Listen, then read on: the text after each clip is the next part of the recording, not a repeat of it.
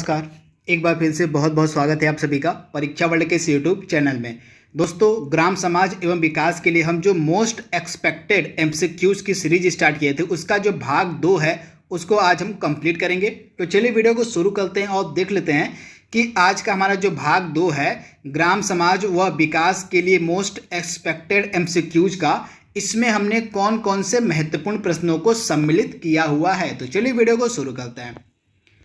पहला प्रश्न आपकी स्क्रीन पर जो कि काफी इंपॉर्टेंट प्रश्न है, और भारत में समुदाय विकास परियोजना किस वर्ष में प्रारंभ की गई थी आपको बताना है। सुपर इंपॉर्टेंट प्रश्न। तो पहले प्रश्न का राइट आंसर हमारा हो जाएगा 1952 ईस्वी में। राइट आंसर आपका हो जाएगा ऑप्शन बी, 1952 ईस्वी में भारत में समुदाय विकास परियोजना को शुरू किया गया था। तो ऑप्शन आपका बी बिल्कुल सही है। अगला प्रश्न यहाँ पे हमारा है, और सर्वप्रथम बार जो पंचायती राज व्यवस्था थी वह 2 अक्टूबर 1959 को नागौर में प्रारंभ की गई थी। तो आपको बताना कि यह जो नागौर जगह है किस राज्य से संबंधित है। तो आप ध्यान दीजिएगा, पंचायती राज व्यवस्था को सर्वप्रथम लागू किया गया था राजस्थान के नागौर डिस्ट्रिक्ट में, यानी कि ऑप्शन आपका क्या सही हो जाएगा, ऑप्शन डी, राजस्थान के नागौर में 2 अक्टूबर 1959 को पंचायती राज सिस्टम को पहली बार लागू किया गया था। तो राइट आंसर आपका हो जाएगा राजस्थान। अगला प्रश्न यहाँ पे हमारा है, प्रधानमंत्री आदर्श ग्राम योजना के अंतर्गत चयनित गांव को विकास कार्यों के लिए कितनी अतिरिक्त धनराशि दी जाती है आपको बताना है। तो इस प्रश्न का हमारा राइट आंसर क्या हो जाएगा, 10 लाख रुपए, यानी कि प्रधानमंत्री आदर्श ग्राम योजना के अंतर्गत चयनित गांव को विकास कार्यों के लिए अतिरिक्त 10 लाख रुपए प्रदान किए जाते हैं। तो ऑप्शन आपका डी बिल्कुल सही है। अगला प्रश्न यहाँ पे हमारा है, भूमि सुधार को निम्न में से किस सूची के अंतर्गत रखा गया है। आपको बताना है कि जो भूमि सुधार है इसको निम्न में से किस सूची के अंतर्गत रखा गया है। तो भूमि सुधार जो है आपका स्टेट लिस्ट यानी कि राज्य सूची का विषय, यानी कि ऑप्शन आपका बी बिल्कुल सही है, राज्य सूची। अगला प्रश्न यहाँ पे हमारा है, प्रधानमंत्री ग्रामोदय योजना में किसको सम्मिलित नहीं किया गया आपको बताना है। तो आप ध्यान दीजिएगा, जो प्रधानमंत्री ग्रामोदय योजना है इसके अंतर्गत बेसिक शिक्षा को सम्मिलित किया गया है, पोषाहार, पेयजल व स्वास्थ्य को सम्मिलित किया गया है, ग्रामीण सड़कें व आवास को सम्मिलित किया गया है, लेकिन लघु उद्योग को इसमें सम्मिलित नहीं किया गया। तो ऑप्शन आपका डी बिल्कुल सही हो जाएगा, लघु उद्योग को इसमें सम्मिलित नहीं किया गया। अगला प्रश्न यहाँ पे हमारा है, उत्तर प्रदेश में गन्ना विकास विभाग की स्थापना कब की गई थी। काफी इंपॉर्टेंट प्रश्न है।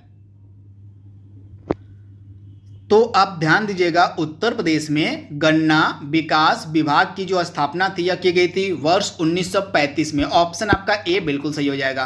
अगला प्रश्न यहाँ पे हमारा है, लाल बहादुर शास्त्री गन्ना किसान संस्थान उत्तर प्रदेश के किस शहर में स्थित है आपको बताना है। तो लाल बहादुर शास्त्री गन्ना किसान संस्थान जो है आपको मिलेगा कहां पे, तो यह आपको मिलेगा ऑप्शन डी यानी कि लखनऊ में। ऑप्शन डी आप याद रखिएगा, ऑप्शन डी आपका बिल्कुल सही, लखनऊ में आपको मिलेगा लाल बहादुर शास्त्री गन्ना किसान संस्थान। तो आप इसे ध्यान दीजिएगा। अगला प्रश्न यहाँ पे हमारा है, भारत की पहली चीनी मिल कहां पर स्थापित की गई थी। सुपर इंपॉर्टेंट प्रश्न। तो भारत की पहली चीनी मिल स्थापित की गई थी देवरिया के प्रतापपुर में। कहा, तो देवरिया के प्रतापपुर में जो है और भारत की पहली चीनी मिल स्थापित की गई थी। तो आप इसे याद रखिएगा, देवरिया उत्तर प्रदेश में है। अगला प्रश्न यहाँ पे हमारा है, उच्च किस्म उपज कार्यक्रम किस वर्ष प्रारंभ हुआ था आपको बताना है। काफी इंपॉर्टेंट प्रश्न है। तो आप ध्यान दीजिएगा, जो उच्च किस्म उपज कार्यक्रम था इसको शुरू किया गया था 1966 में, यानी कि हरित क्रांति के दौरान जो है इस कार्यक्रम को शुरू किया गया था, उच्च किस्म उपज कार्यक्रम को। तो आप इसे ध्यान दीजिएगा, 1966। अगला प्रश्न यहाँ पे हमारा है, agriculture technology management agency ATMA की स्थापना जो है किस वर्ष की गई थी आपको बताना है। तो ATMA की स्थापना जो है वर्ष 2005 में की गई थी। तो राइट आंसर आपका हो जाएगा वर्ष 2005 में जो है ATMA यानी कि एग्रीकल्चर टेक्नोलॉजी मैनेजमेंट एजेंसी की स्थापना की गई थी। तो ऑप्शन आपका बी बिल्कुल सही है। अगला प्रश्न यहाँ पे हमारा है, निम्नलिखित में से किस उपकरण का उपयोग भूमापन के लिए नहीं किया जाता है। सुपर इंपॉर्टेंट प्रश्न, आपको बताना है इसका जवाब। तो दिए गए ऑप्शंस में से ऑप्शन जो आपका डी है पायरोमीटर, पायरोमीटर का जो इस्तेमाल है भूमापन के लिए नहीं किया जाता है। तो ऑप्शन आपका डी बिल्कुल सही हो जाएगा। पायरोमीटर का इस्तेमाल भूमापन के लिए नहीं किया जाता है। बाकी तीनों जो आपके ऑप्शन हैं बिल्कुल सही हैं। जरीब का, थियोडोलाइट का, कंपास का इस्तेमाल जो है भूमि मापन के लिए किया जाता है। तो इसे आप ध्यान दीजिएगा। अगला प्रश्न यहाँ पे हमारा है, ऑपरेशन फ्लड कार्यक्रम 1970 में किसने शुरू किया था, आपको बताना है। तो आप ध्यान दीजिएगा, ऑपरेशन फ्लड कार्यक्रम 1970 के दशक में शुरू किया गया था राष्ट्रीय डेयरी विकास बोर्ड के द्वारा। किसके द्वारा? तो राष्ट्रीय डेयरी, यहाँ पे विकास छूट गया है, तो राष्ट्रीय डेयरी विकास बोर्ड के द्वारा जो है ऑपरेशन फ्लड कार्यक्रम को 1970 में शुरू किया गया था। तो आप इसे ध्यान दीजिएगा, very very important. Option C आपका बिल्कुल सही है, राष्ट्रीय डेयरी विकास बोर्ड।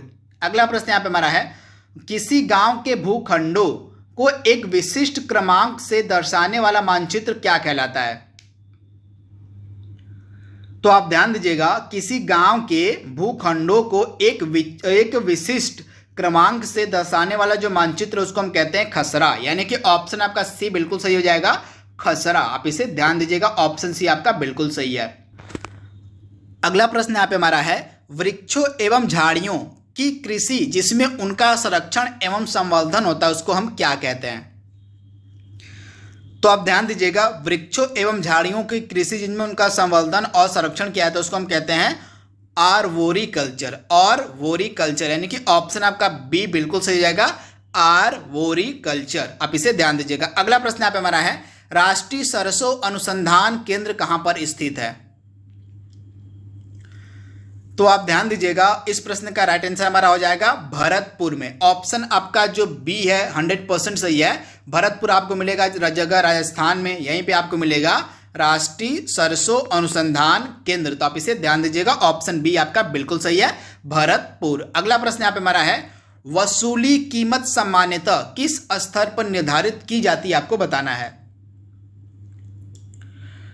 तो जो आपकी वसूली, आपकी क्या प्रश्न कह रहा है, वसूली कीमत जो होती है यह सामान्यतः किस पर निर्धारित की जाती है, किस स्तर पर? तो बाजार कीमत से कम पर। आप इसे ध्यान दीजिएगा, वसूली कीमत जो सामान्यतः होती है यह बाजार कीमत से कम पर निर्धारित की जाती है। तो आप इसे ध्यान दीजिएगा, ऑप्शन आपका जो ए है बिल्कुल सही हो जाएगा। अगला प्रश्न यहाँ पे हमारा क्या कह रहा है, देख लीजिए, किस व्यवस्था में भूमि पर ग्राम समुदाय का संयुक्त स्वामित्व होता था, आपको बताना है।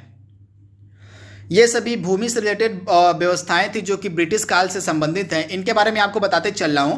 सबसे पहले प्रारंभ की गई थी इसमें से अस्थायी बंदोबस्त, इसको प्रारंभ किया था आपका लॉर्ड कॉर्नवालिस ने 1793 ईस्वी में, तथा इसके अंतर्गत जो है जमींदारों को जो है भूमि का मालिक बनाया गया था। जमींदारी प्रथा भी इसको कहते हैं, इससे भी आप ध्यान दीजिएगा।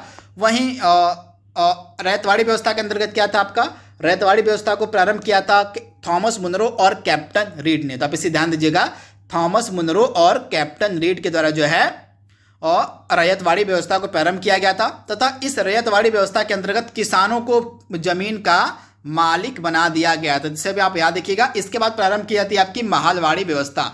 तो महालवाड़ी व्यवस्था के अंतर्गत पूरे ग्राम समाज को जो है भूमि का मालिक बना दिया गया था। तो आप इसे ध्यान दीजिएगा, राइट आंसर आपका हो जाएगा महालवाड़ी व्यवस्था के अंतर्गत भूमि पर जो है ग्राम समुदाय का स्वामित्व हो गया था। तो आप इसे ध्यान दीजिएगा, ये सभी जो व्यवस्थाएं हैं ब्रिटिश काल की व्यवस्थाएं हैं, तीनों के बारे में मैंने आपको बता दिया है। महालवाड़ी में पूरा ग्राम समाज था मालिक भूमि का, रैयतवाड़ी में किसानों को भूमि का मालिक बना दिया गया था, और अस्थायी बंदोबस्त में जमींदारों को भूमि का मालिक बना दिया गया था। तो आप इसे याद रखिएगा, वेरी वेरी इंपॉर्टेंट। अगला प्रश्न यहाँ पे हमारा है, एक तरफ आपको योजनाएं दी गई हैं और एक तरफ उनका उद्देश्य दिया गया है, इनको आपको सही सुमेलित करना है। तो आइए देख लेते हैं। पहली योजना आपके सामने है स्वजल धारा योजना। तो ऑप्शन ए का आपका क्या सही हो जाएगा, स्वजल धारा योजना का मेन उद्देश्य है ग्रामीण जलापूर्ति, यानी कि ऑप्शन आपका ए का 2 बिल्कुल सही हो जाएगा। हरियाली योजना, इसका क्या हो जाएगा आपका, हरियाली योजना के अंतर्गत जो है व्यवस्था की गई थी वाटर शेड प्रबंध, यानी कि जल के प्रबंधन की, यानी कि आपका जो बी है, बी का आपका हो जाएगा 3 बिल्कुल सही हो जाएगा, वाटर शेड प्रबंध हो जाएगा। स्वर्ण जयंती ग्राम स्वरोजगार योजना का संबंध है ग्रामीण स्वरोजगार से, यानी कि सी का आपका हो जाएगा 4 हो जाएगा। उसके बाद प्रधानमंत्री ग्राम सड़क योजना का संबंध आपका ग्रामीण संपर्क के लिए सड़कें बनाने से था। तो ऑप्शन आपका जो डी है, डी का आपका हो जाएगा 1, यानी कि 2 3 4 1 इसका राइट आंसर हो जाएगा। इसको आप एक बार देख लीजिएगा। योजनाएं आपके एग्जाम में 110% पूछी जाएंगी। लगभग 2 से 3 योजनाएं आपके एग्जाम में जरूर पूछी जाएंगी लेखपाल की परीक्षा में, तो योजनाओं को आप बिल्कुल ध्यान से पढ़ते चलिएगा। अगला प्रश्न यहाँ पे हमारा है, उत्तर भारत का मैनचेस्टर हम किसे कहते हैं? वेरी वेरी इंपॉर्टेंट प्रश्न।